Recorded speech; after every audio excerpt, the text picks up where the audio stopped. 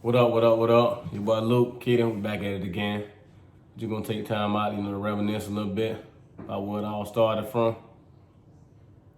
I'm a little sick today, not feeling 100%, so I know I'm a little stuffy, so bear with me. We're gonna just take off and just let you know where it all started from. My Kid and I, we both from Atlanta, Georgia, straight out of Atlanta. I'm from the west side of Atlanta. I'm between the west side and the south side, so I just put that out there. Okay, cool. But we both, we met at Jonesboro High School, and we just want to reminisce a little bit about where it all started from. You want to take out, man? I can. So we met in high school, 9th grade. Luke approached me, and he was feeling me. He can't resist. No, seriously. I had heard about him through another story. A young lady I used to work with at McDonald's in Clayton County, and she was like, my boyfriend Luke. And at that time, I had no idea who he was. Her and I used to go to middle school together, but she was asking me because he goes to Jonesboro High School. Do you know him? I was like, yeah, nah, I'm no Luke. Oddly enough, the next day I was leaving class, the trailers, and me and another young lady, we were walking out, and she was just like, "Hey, Luke," and it just, I'm like, cause the name the girl had already said the name the day before, and I'm like, Luke, hold up, who is Luke? Okay, let me see who Luke is. Not for the purpose of trying to intrude on their relationship, for just the purpose of her asking me about him, and it just, it was just odd. So I looked, and we both approached him. She knew him, I didn't, and I just said, "Oh, that's Luke. You're Luke. Oh, you're Luke." And I just kind of say, it was kind of cute, cute little bald head joke.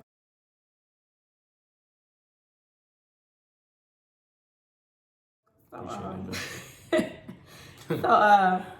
I just said, "Hey, I will holler at you, but you got it, girl." So it just started up on for me. I took off from there, and I did. I took the time. I walked away. By the way, I was walking away, and you said, "Slow down." I just want to get to know you.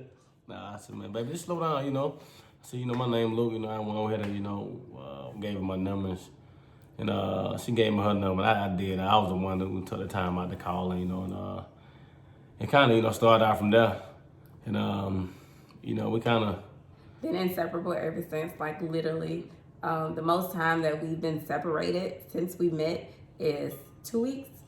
2 weeks, separated 2 weeks out of the 22 years. That's the longest that we've like literally been apart. From that time, I essentially left home. Like I really put my stuff in a trash bag and met him and his cousin on a dirt road. Put your stuff in the trash bag, not yourself. Myself.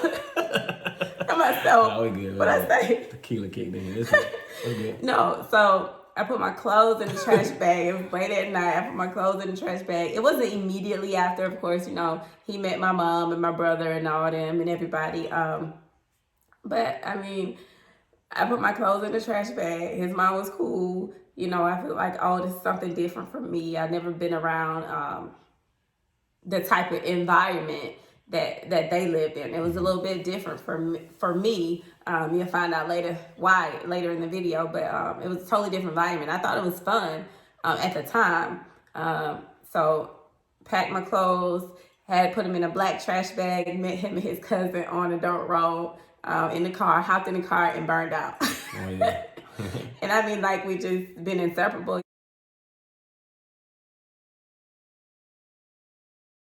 I used to catch the bus to school from his house. So you was around what? 16, I was 15. 17, I was 15. You 15 were 16. Okay. Yeah, 15 years old, deuces. And we were just inseparable. I essentially lived with his family. Hotel, right? We stayed at hotels. Me, him, his brother's girlfriend. We would do little hustles to get us a hotel room. Whatever it took, man. Whatever it took. Not whatever it took. Not whatever it took. But we made it happen. We made it happen. We would do just crazy things as kids.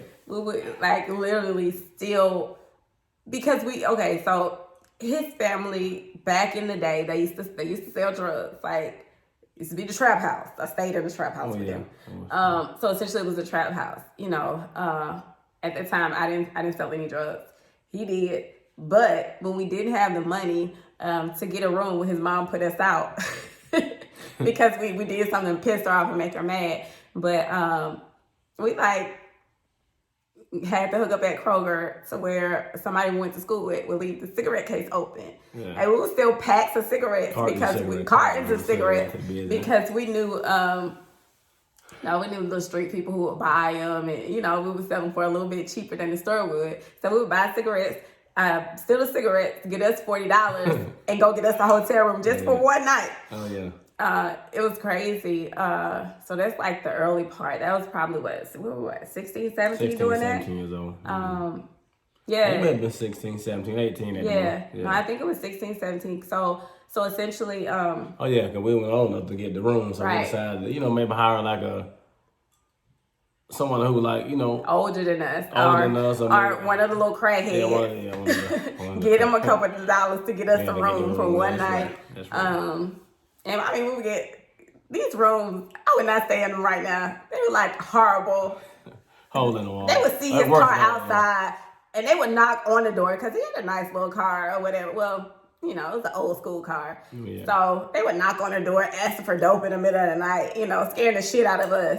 Yeah. Because that was our purpose for being there, but it was just kind of to get away. We had nowhere else to go. We did have somewhere to go, but we wanted to be together. He used to sell dope. I sold a little dope and stuff. Yeah, I introduced you to it. He introduced me to that. And it started out with me, Well, from my cousin, from generation to generation type of thing, And I did. We both used to sell dope. He essentially eventually caught a cell case and ended up going to juvenile for 2 weeks? 2 to 3 weeks. For selling drugs to the Knox. And the experiences that I had, like them coming, was that when they came and got you? I've never experienced this. They came in the door, kicked down the door. Yeah. This what is it? What do you call them? DEA, FBI, undercover. Had a gun to my head. I'm like, hold up, what's going on? They used to it, say they on the ground. I'm like, what? I didn't do nothing. Like, I don't know. But that was just a wild experience, and they ended up taking him and his uncle because he caught the cell case. Knox set him up. One of the little J's in the neighborhood informant set him up. He ended up getting busted. Stayed in jail for 2 weeks. That's not the 2 weeks that we were separated. Although we were separated those 2 weeks, but those are just the 2 weeks that he was incarcerated. He was a juvenile. He was 16. Were you 16 then? 16, yeah. 16. And I was 15.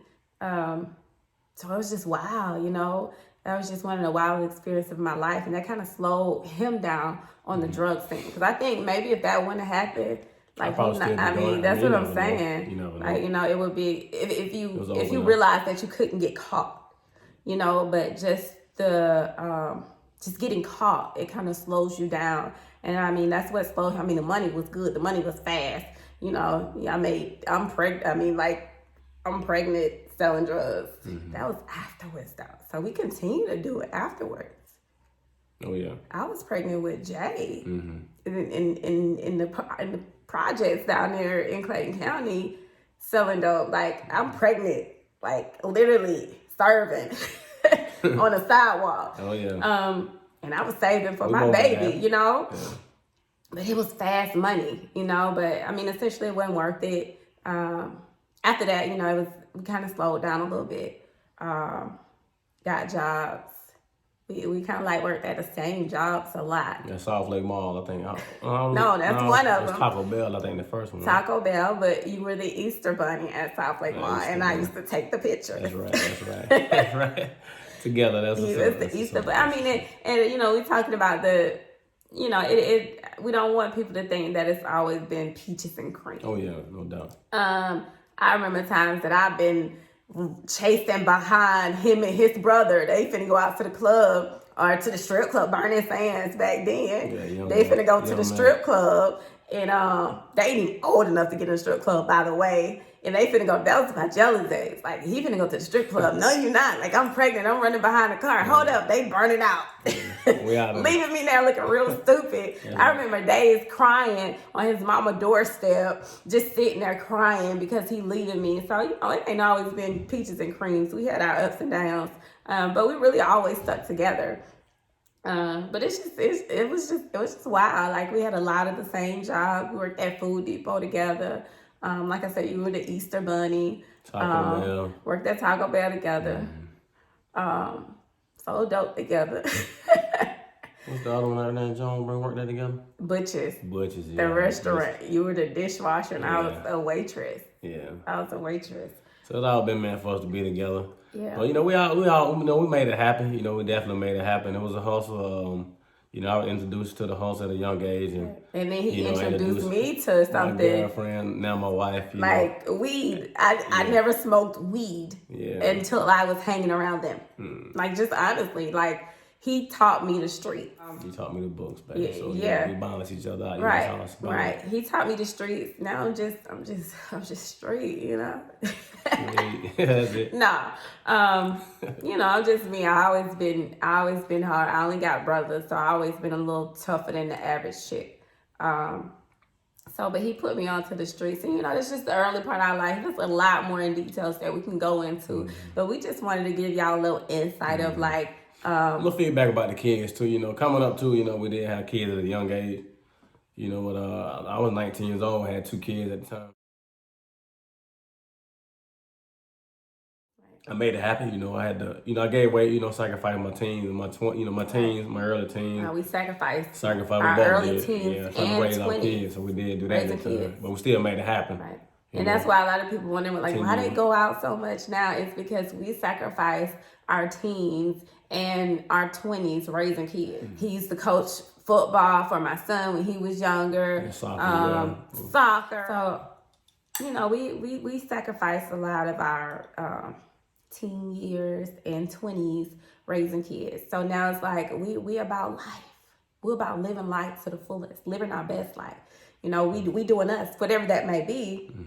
That's what we're doing. You know, we've been through it.